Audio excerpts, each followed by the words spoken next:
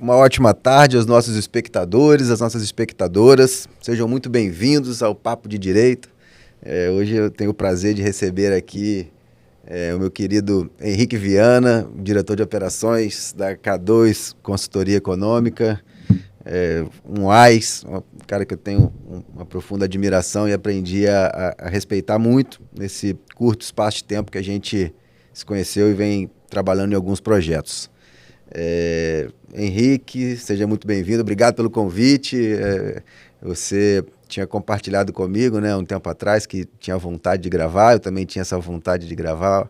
Eu acho que a gente tem algum conteúdo para compartilhar aí e somar com alguma coisa para quem tenha interesse em falar, em conhecer um pouco mais desse universo na prática, né, de recuperações judiciais, de reestruturações de empresas em dificuldade e por outro momento é uma falência que não é bom de falar, mas infelizmente às vezes ela chega, né? Então, muito obrigado por aceitar o convite, dividir comigo esse desafio. E é isso, eu queria te perguntar primeiro, você contar um pouco da onde surgiu esse nome, né, da K2 Consultoria, e se apresenta aí para a turma e vamos começar a bater essa bola aí que eu acho que vai ser bem legal. Primeiramente, boa tarde a todos. Para mim, fiquei muito feliz, tá, de receber esse convite e muito honrado. Felipe é um cara que eu admiro muito. É um cara que tem todo o meu respeito, todo o meu carinho, um profissional aí ímpar, que a gente já está mais ou menos há uns 2 anos trabalhando em um projeto juntos. Acho que é isso. Um projeto bastante complicado. Para 3, né?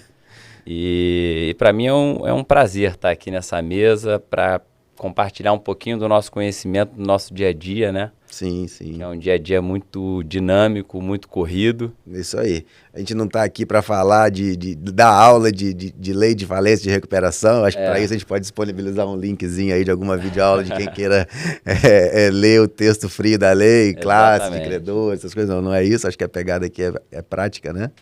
A ideia, eu fiquei bastante intrigado e bastante feliz com esse convite, justamente por isso, né? Você trazer esse assunto, que é um assunto muito técnico, né? Muito ali respaldado à lei, para um bate-papo, a gente aqui trocar um pouco essa ideia dos nossos casos práticos, né? Do que vem acontecendo.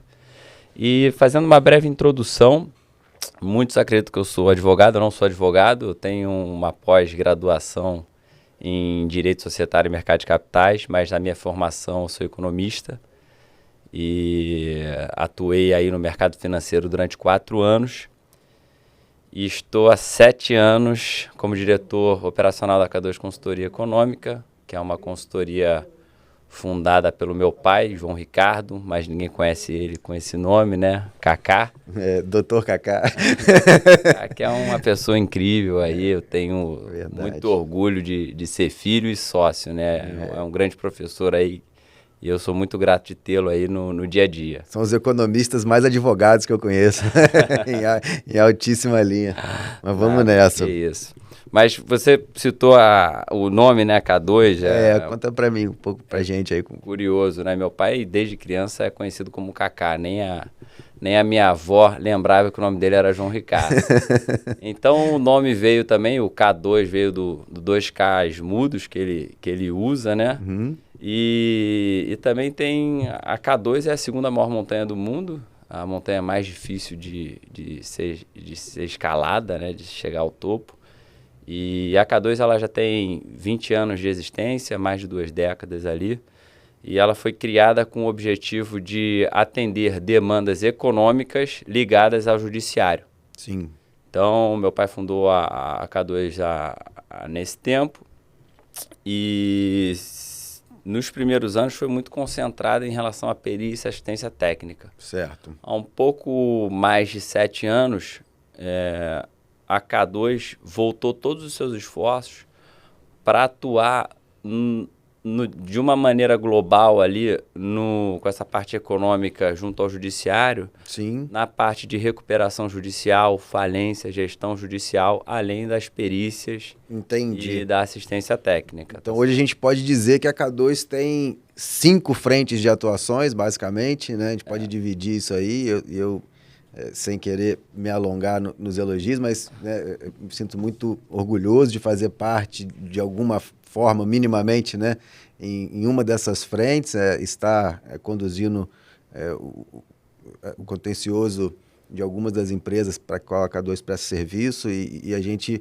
identificar e tratar esse contencioso jurídico, tanto civil como trabalhista, como fiscal, como uma parte importante, né, do processo de reestruturação, de sorregimento da empresa, porque às vezes, muitas das vezes o empresário não tem a mínima noção do que é de fato a realidade, dos riscos que ele está correndo, do que está acontecendo na condução ali dos seus processos de interesse, e a coisa acaba doendo e pode ser realmente um fator importante para pesar entre o sucesso ou o insucesso de um projeto de reestruturação, de uma recuperação. Então, eu tenho muita honra de poder contribuir nessa frente aí, de cuidando bem dos processos, de ajudar a debater as estratégias, isso é muito importante. Mas a gente pode, então, dividir em 5 frentes de atuação. Eu tinha anotado 4 aqui, mas me parece que são 5, né? Verdade. Pelo credor, que tem algum valor, algum crédito listado lá numa recuperação judicial, né? Perfeito. Então, muitas das vezes o empresário já recebeu um e-mail, uma carta, uma notícia de que teve seu crédito listado lá numa recuperação judicial e ficou sem saber o que fazer. Nisso a gente pode ajudar, né? Exatamente. E a gente pode também dizer que a K2 atua pela empresa em dificuldade, em consultoria, assessoria econômica e de gestão, né? Independente de estar ou não dentro de um processo de recuperação judicial, mas um empresário que estiver em dificuldade... Para você achar um diagnóstico, né? Muitas vezes a recuperação judicial ela é um excelente remédio, mas ela tem que se encaixar ali naquele caso específico. Naquele caso específico. O processo de reestruturação, de sorregimento, ele pode passar por N estratégias, a recuperação judicial é uma delas, né? Exatamente. Então, perfeito. Esse diagnóstico, essa análise dos diversos departamentos, das diversas operações e da condução da gestão do negócio, é uma área que vocês... a gente atua bastante caminham desse braço aí da recuperação judicial. Certo. A gente pode também dizer, então, que a K2 também tem uma frente de trabalho em auxílio ao Poder Judiciário, né? Tanto como administrador judicial standard, né? Porque antigamente o pessoal tinha um estigma, né? Porque tinha o síndico da massa falida, você tinha o administrador judicial, hoje tudo virou administrador judicial. Na antiga concordata, existia a figura do síndico, né? Hoje em dia, com a Lei 11.101, você tem a figura do administrador judicial, tanto na recuperação judicial, tanto na falência. São 2 papéis totalmente diferentes. Sim. Mas dentro desse universo da recuperação judicial, é uma área que a gente vem atuando bastante, sendo nomeado pelo judiciário como administrador judicial de alguns processos de recuperação. E também com perícias e avaliações, né? Isso tudo está dentro do gênero auxílio ao Poder Judiciário, né? Auxiliar da Justiça. Exatamente. Que aí são os peritos, os avaliadores, os administradores judiciais, né? Que tem várias funções, né? Interventor, administrador, o gestor da massa. Depois a gente detalha isso. E também... então é isso, né? Dentro do auxílio teriam 2 figuras, né? A parte das perícias e avaliações e também a parte de administrador, interventor judicial, nomeado aí, honrado por nomeações aí dos magistrados. Sempre dos de primeira linha, ou dos de melhor linha. Né? Mas como a gente vinha conversando aí nos bastidores, né, é um leque que se abre muito grande dentro dessas demandas econômicas ao judiciário. Né? Eu estava conversando com o Felipe, vamos concentrar aqui na recuperação judicial. Eu sei que o papo aqui flui e é difícil a gente manter esse combinado, né? A coisa vai indo, mas a coisa vai indo e vai entrando num assunto, sempre complicado. Então vou pedir aí para a diretoria, se a gente fugir aí um pouco do assunto, vocês cortam o áudio, chama atenção. Mas dentro desse cenário, dentro dessas 5 áreas que você vem falando de um braço nosso, que é a recuperação judicial, a gente vem prestando esse suporte aos magistrados, com o cargo de administrador judicial. Também prestamos consultoria para administradores judiciais que não têm essa expertise em economia / finanças. Sim. Então, o administrador judicial, dentro de uma recuperação judicial, ele tem que elaborar os relatórios mensais, algum laudo referente a alguma possível trava bancária, Sim. quebra da trava bancária, a própria perícia prévia ali e outras questões que envolvam ali a questão financeira e econômica. Então, a gente vem atuando bastante aí, dando esse suporte para outros administradores judiciais, né? Sim, porque pode ser que muita gente não saiba, né? Mas o administrador judicial, perdão, o administrador judicial, ele faz essa interface dos credores com a recuperanda, né? Administra ali a habilitação, a lista de credores e tudo, mas ele também tem que supervisionar a atuação da gestão societária para que não haja fraude, para que não haja... Exatamente. Então, você tem que acompanhar, elaborar os relatórios e prestar a informação ao judiciário e aos credores de tudo que está acontecendo dentro daquela empresa que está sob a proteção ou sobre a benesse aí do judiciário para ter um tratamento diferenciado com os credores. Exatamente. Tudo isso é possível graças a um rigor de fiscalização. Você vai ter o bônus e o ônus, né? Exatamente. Você vai ter o bônus de uma condição diferenciada de pagamento, de suspensão de todas as execuções e tudo, mas você vai estar com um grau de vigilância ali sobre a sua atuação diferenciada também, né? O administrador na recuperação judicial, ele tem um papel ali de fiscalizador, longa-monos do magistrado. Então, a K2 ela é bastante atuante nessa função, tá? Sim. A gente gosta de sentar com o empresário que está em recuperação judicial, com os credores, sentar nessa mesa de negociação para acompanhar, passar ao magistrado ali, ter o termômetro do que está acontecendo. Porque a recuperação judicial, ela é um ambiente estressado, né? Sim. O empresário e os credores, eles já sentaram em outras ocasiões, só que eles não chegaram a um acordo. Então, aquilo evoluiu para um processo judicial.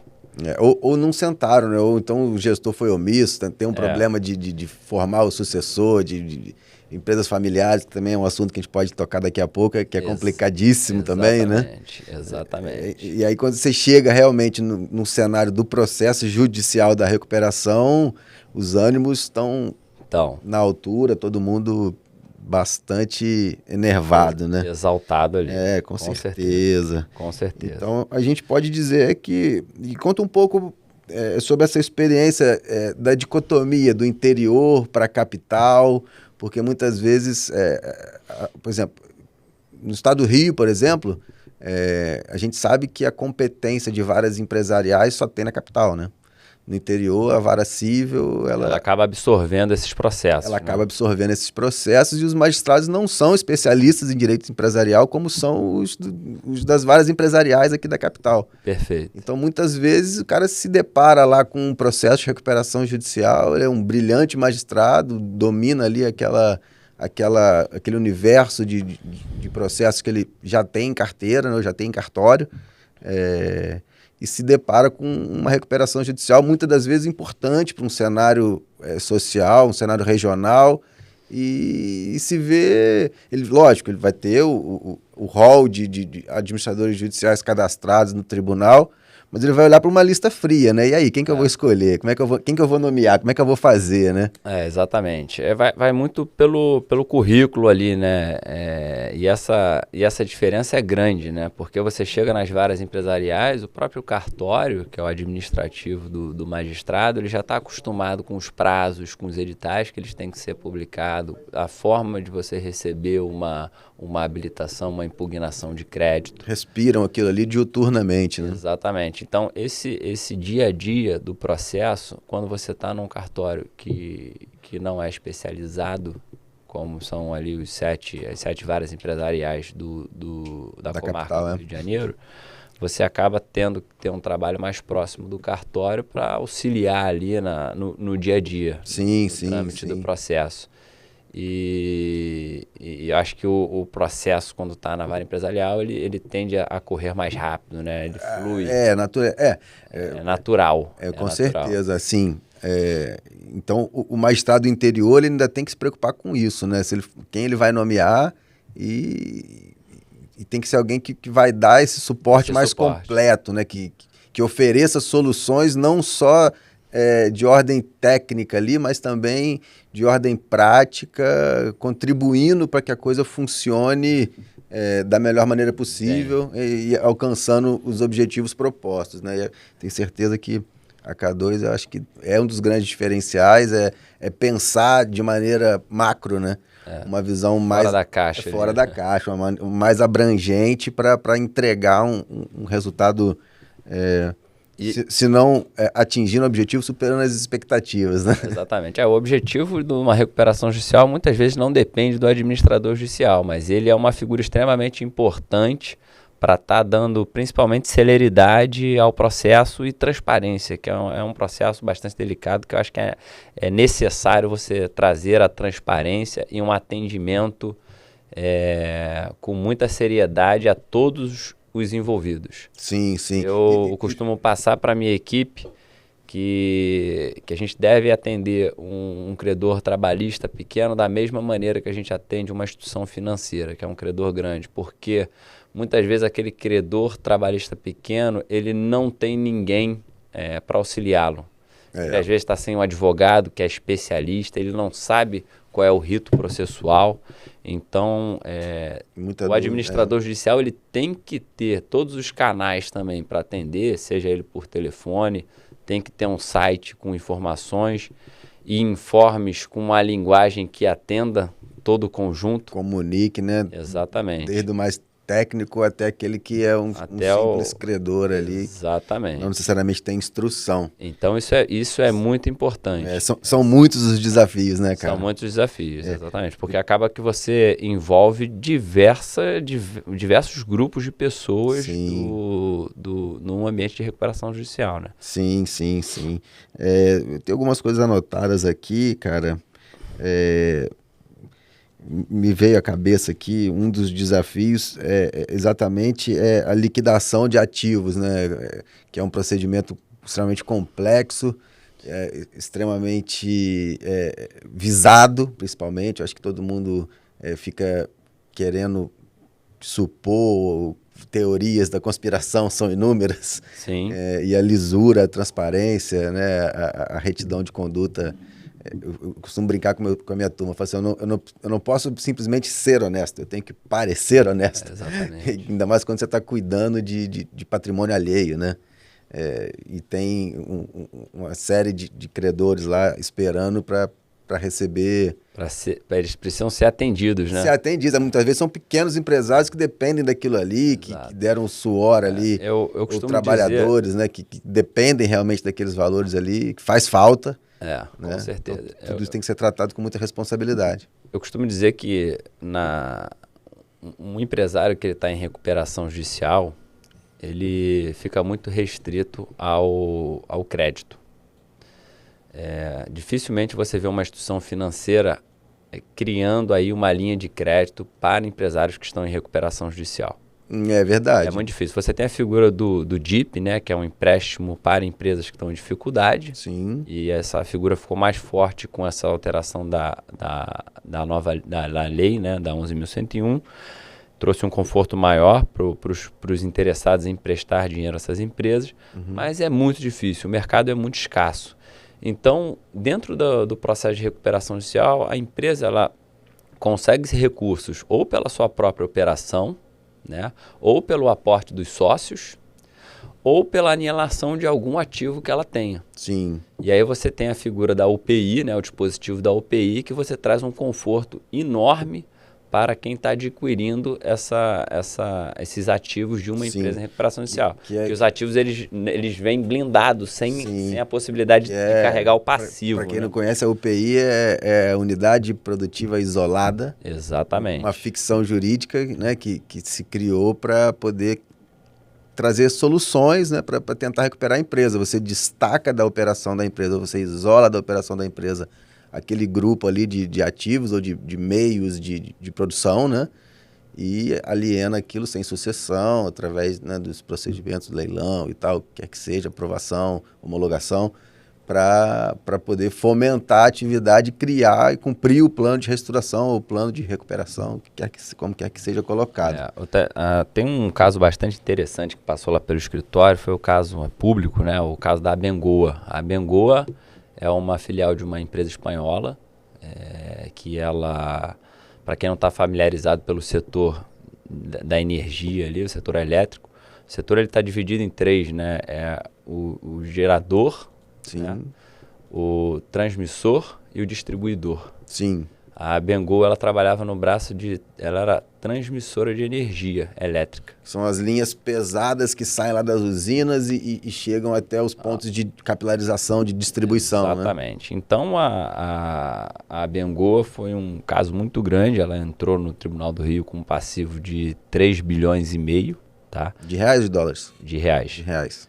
Ela tinha 3.500 quilômetros de linha operando, eram 7 linhas, 7 concessões operando, e tinham 9 linhas que representavam 6.000 quilômetros de linha, que estavam ainda na fase de construção. E uma era extremamente importante, que ela era responsável por escoar a produção, parte da produção de Belo Monte.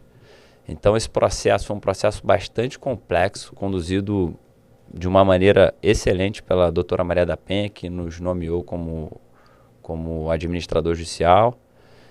E nesse processo teve a alienação das 7 concessões que estavam operando. Das que estavam operando. E aí tem um outro complicador, né? Porque são permissionários de um serviço público essencial. Exatamente. Tinha otorgado por um outro poder da República.